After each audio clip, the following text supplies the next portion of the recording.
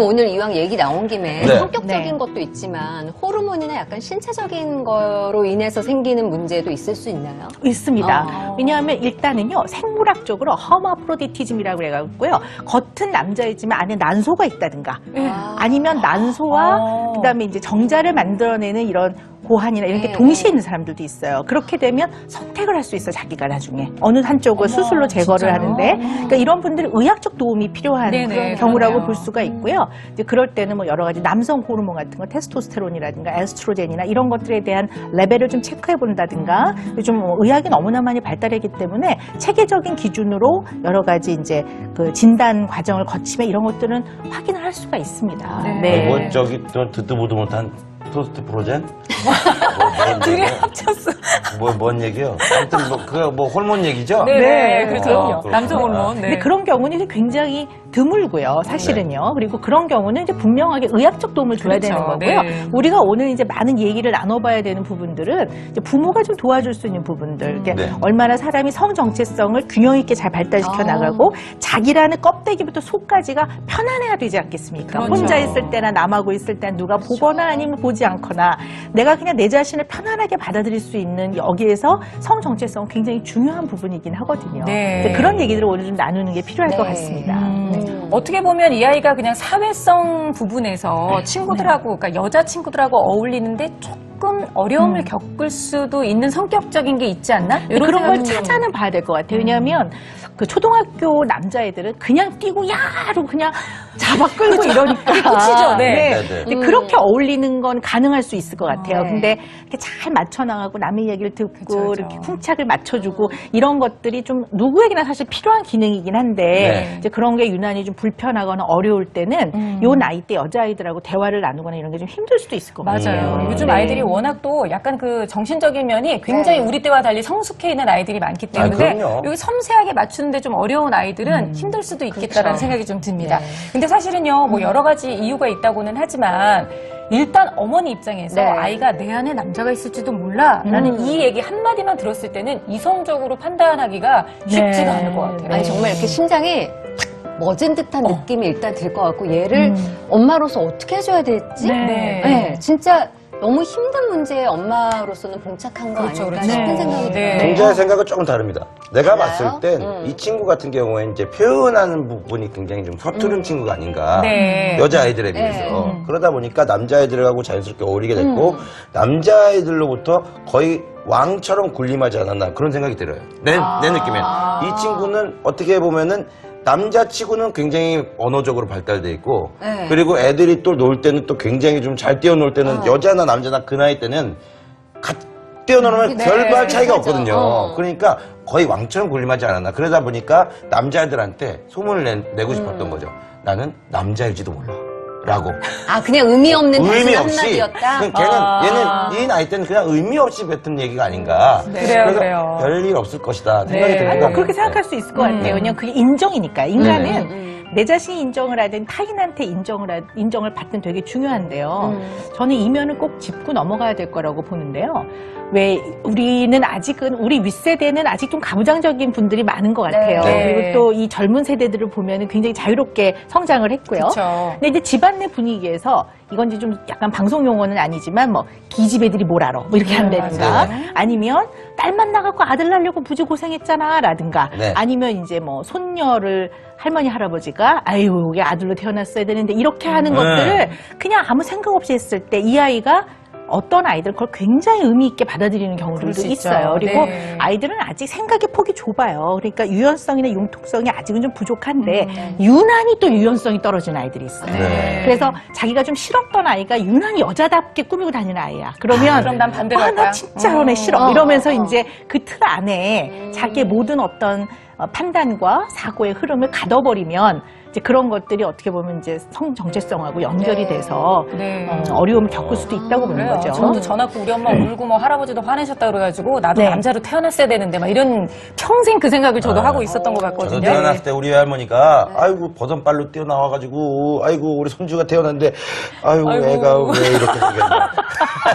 아, 애기 때도 그랬구나. 애기 때도 그랬어요. 애들은 보통 이쁜데 애긴 보통 이쁜데 얘가 왜 이래.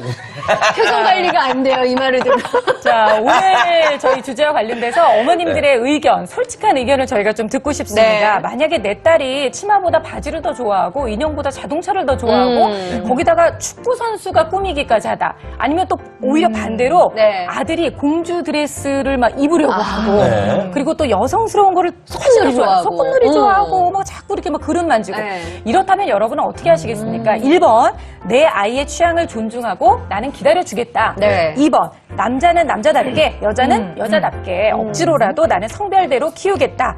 자, 이렇게 대한민국 부모님들의 생각을 알아보기 위해서 여러분들께서 1번과 2번 중에 선택을 하셔서 네. 공감 댓글 많이 올려주시기 바랍니다. 왜 그렇게 생각하시는지 그 이유에 대해서도 좀 같이 덧붙여주세요. 오늘 활성화되겠어요, 몇 번 댓글이 더. 저 같으면 저는 1번. 네, 당연히. 1번? 응.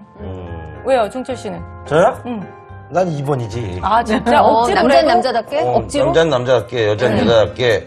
그러면 그렇게 환경을 좀 만들어줘서 네. 좀 최대한 이렇게 노력을 해서 계속 인정한다기보단 네. 그래 뭐 그것도 있는데 아빠랑 유도를 조금씩 하겠다. 뭐 그렇지. 이렇게 볼 수 있겠네요. 아들이면 저랑 더 노는 시간 좀 많이 갖고 네. 딸이면 엄마랑 더 노는 시간 좀 최대한 많이 가져서 네. 유도할 것 같아요. 그래요. 어머님들의 의견 바로 보내주시기 바라겠습니다. 자, 근데 선생님, 이게 네. 뭐 성 정체성의 혼란이 아니다. 네. 라고 한다면 우리가 이 아이한테 좀 더 시간을 주는 것도 필요는 한 거죠? 물론이죠. 왜냐면 집안의 분위기도 살펴보셔야 되고요. 네. 또 아이가 왜 그렇게 생각하게 됐는지를 오랜 기간을 갖고 부모하고 얘기해보는 것도 필요하고요. 네. 사실 부모는 아이를 가장 사랑하고 가장 아끼는 사람이긴 하지만 아이하고 대화가 익숙치 않을 때는 전문가의 도움을 받아보시는 것도 좋아요. 전문가는 아이들하고 얘기 잘하거든요. 속마음 네. 잘 끄집어내니까 네. 그렇게 해서 좀 이것을 규명화해보는 것도 나쁘지는 않을 것 같아요. 자, 근데 저는 이제 이 자리에서 좀 어떤 얘기를 해보고 싶냐면요. 우리 승현 씨 오늘 이렇게 핑크로 너무 예쁘게 네. 입고 그러니까요. 나오셨잖아요. 왜 하필 잘- 오늘 제가 이걸 입었어요? 네, 잘 어울리는데요.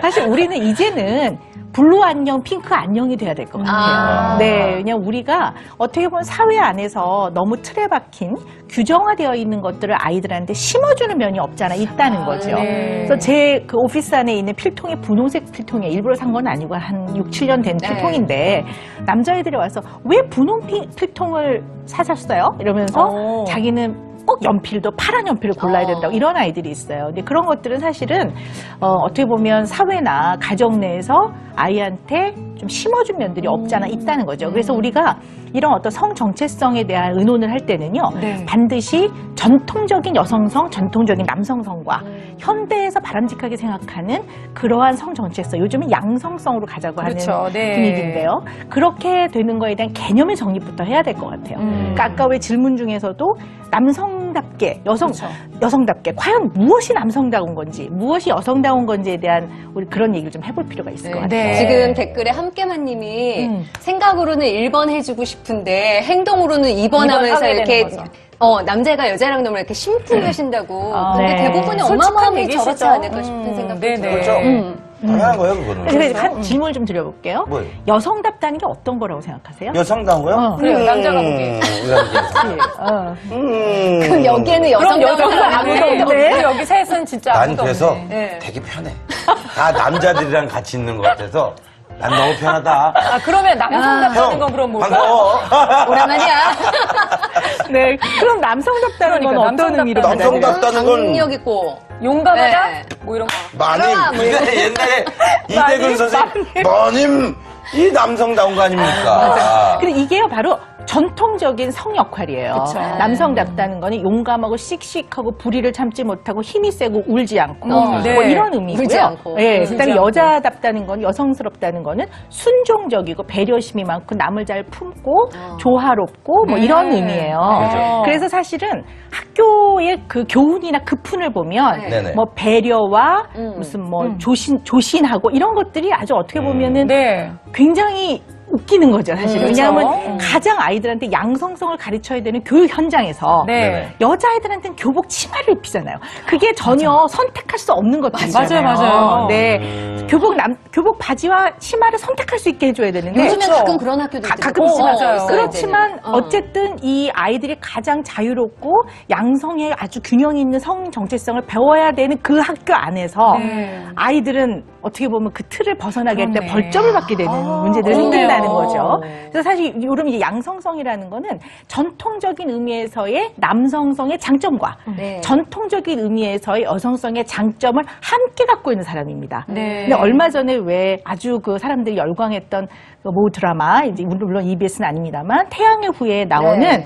그 송중기 씨가 맡은 유시진, 그 다음에 송혜교 씨가 맡은 강모연이라는 그 등장인물들이 양성성을 대표하는 인물들이에요. 그렇죠. 네, 송중기 씨는 군인이고 우리 전통적인 그쵸. 남자답고 힘세고 어. 불의를 참지 못하고 총을 들고 이러지만 굉장히 자상하고 부드럽고 남을 배려하고 섬세하고. 섬세하고 또 반대로 아주 외모는 여자답지만 사람을 살려야 되는 데서는 총뿌리를 그렇죠. 두려워하지 않고 강인하고 이런 걸 용감하고. 갖고 있는 거죠. 이 두 가지를 다 갖고 있는 사람들이 굉장히 창의적이고 독립적이고 그다음에 아주 리더십이 있고 네. 어떤 것들도 갈등을 잘 이겨낼 수 있고 주도적이고 어떤 걸 만들어내고 창조적이고 그렇다고 봅니다. 네네. 그래서 이런 어떠한 인물들이 나왔을 때 사람들은 매력을 느끼는 거고 그래서 사실 우리가 이 장점들을 혼합하게 갖고 있는 아이로 성장을 시키는 것이 균형이 있는 성 정체성의 발달이지 네. 지나치게 여자애가 만약 조신하게 굴어야지라든가 남자애가 왜 울어 뭐 이렇게 하는 건 정말 우리가 조심을 해야 되는 거예요. 맞아요. 그래서 사실 이게, 이제 핑크 안녕 블루 안녕 해야 될 시대가 온 거예요. 그렇네요. 사실은.